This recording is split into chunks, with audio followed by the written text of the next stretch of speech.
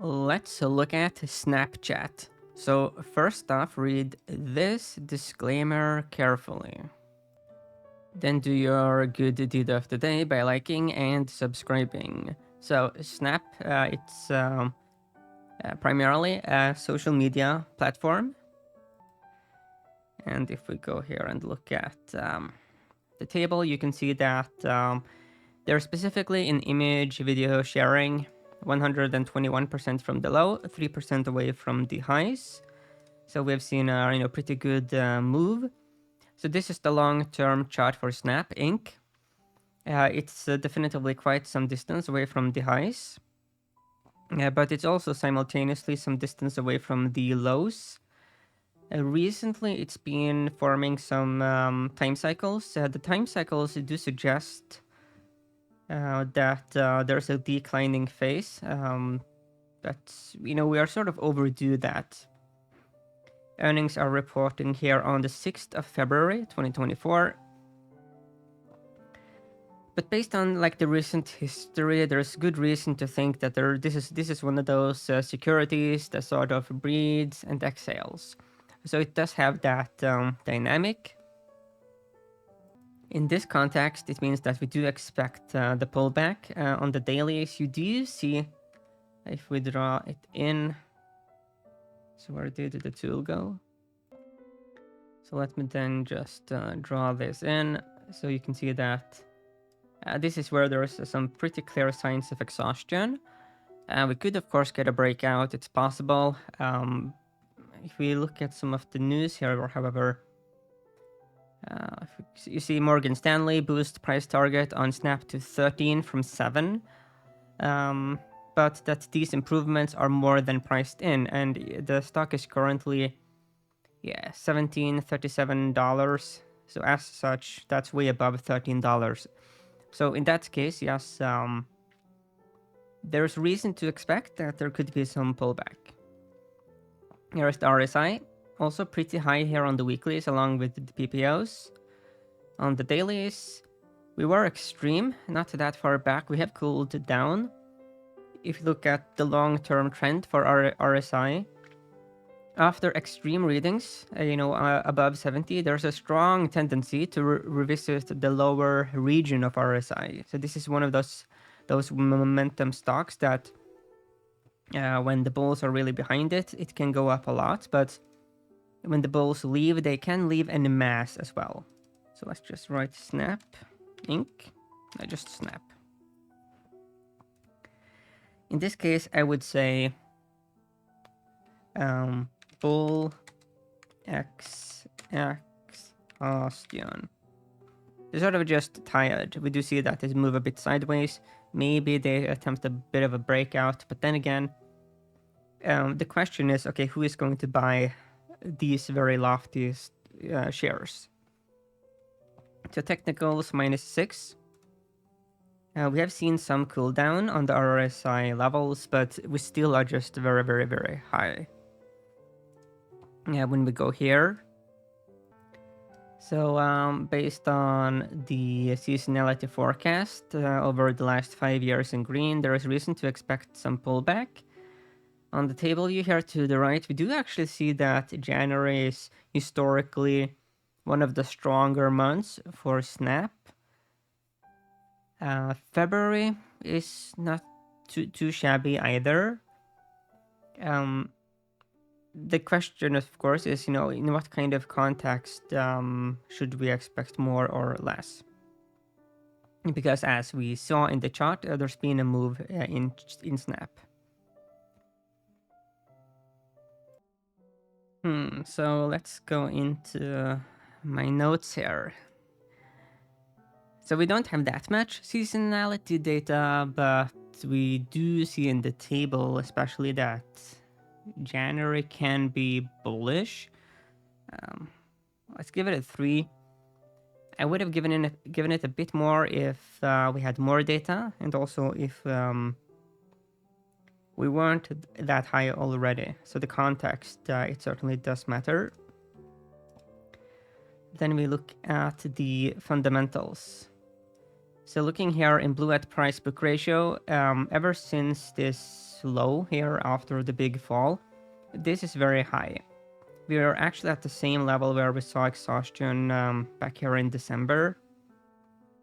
Price to sales in golden, also very high. Price earnings, it has risen from the lows, but still, yeah, we do see that price earnings has cooled down, but price earnings, it can be more of a confusing indicator for these kinds of companies.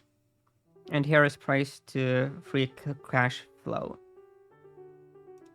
Next, we will have a look at what the analysts think. So here are the forecasts. So the average price target is indeed 19% below us. So it's around $14. Max is 32-ish% above us. Minimum is 57. So there's that. Here you can see that most are just neutral on the stock. So let's go into the notes.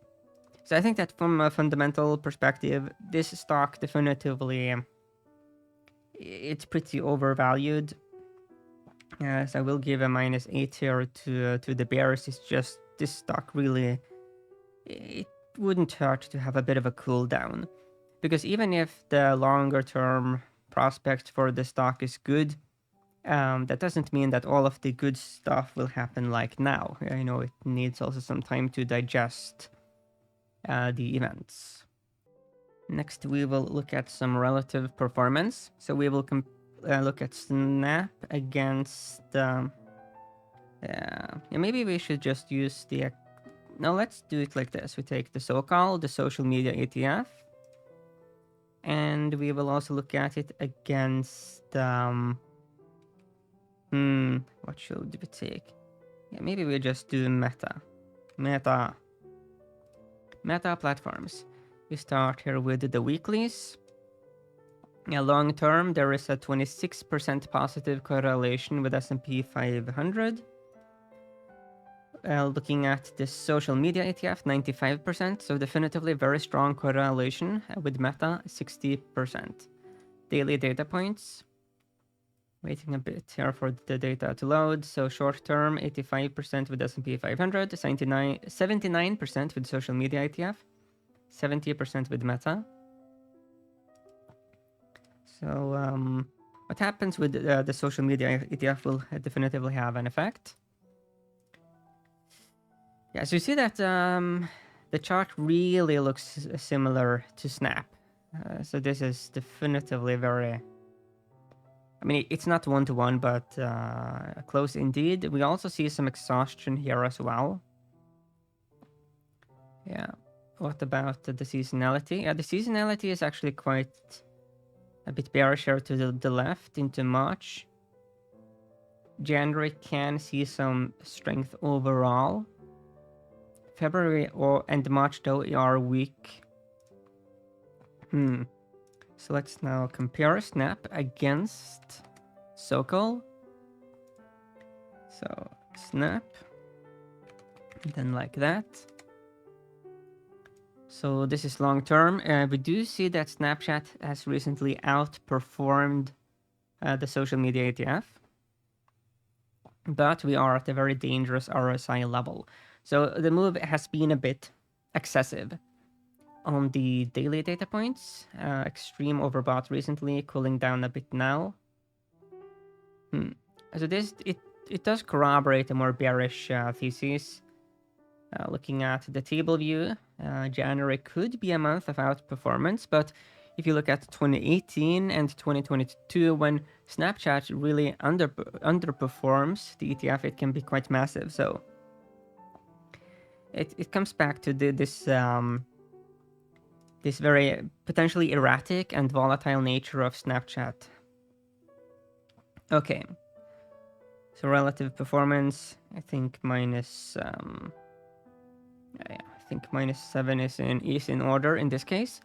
So we do have -4.5 here in favor of the bears. So there is some bull exhaustion here for Snap. Now let's have a bit of a look at the options. So let's do it like this, Snap. So now we see that implied volatility, it's rather high. So, so options could be a way to trade this thesis. In that case, where you use some, like premium, credit strategies, of course, always with limited risk. So yeah, I do think that Snap Inc. Is something to be a bit bearish on going forward. Of course, is it possible for Snap to rise? It is. But when we looked at the technicals, seasonality, fundamentals, relative performance, we see that, there's not that many that should buy it. That's the issue, right? We see that there's different actors in the market. Some are into fundamentals, some look at seasonality, some look at the technicals, and there's few of those that will look at this stock and be like, oh, I'm definitively going to load up on Snap now. So yeah, I do think that there's reason to be bearish temporarily. I currently have an options trade, a credit trade with expiry on the 19th of January. So it's not like a big position, but I do need the move in my account to happen, before then. For that one to be profitable. So that's just the thing to be aware of when you put on an options trade, is that there is the time factor as well.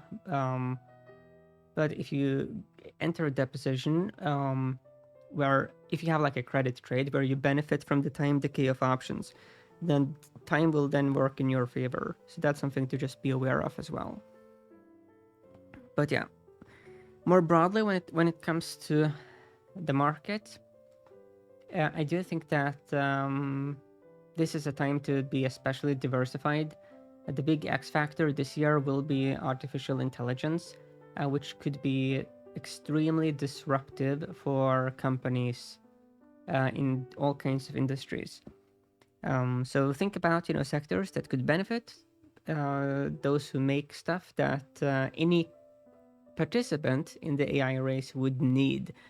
As such, these would be companies that are anti-fragile. So companies exposed to natural resources, mining, stuff like that, those are quite interesting. And also those who provide equipment for those kinds of companies. So it goes into this thing where you sort of, during like the gold mining rush, the big business was to make the tools for the mining. So yeah, so think about, where in the value chain you want to be in. And yeah. So yeah, interesting times ahead, especially when it comes to AI and how it will affect all kinds of industries, including, of course, social media.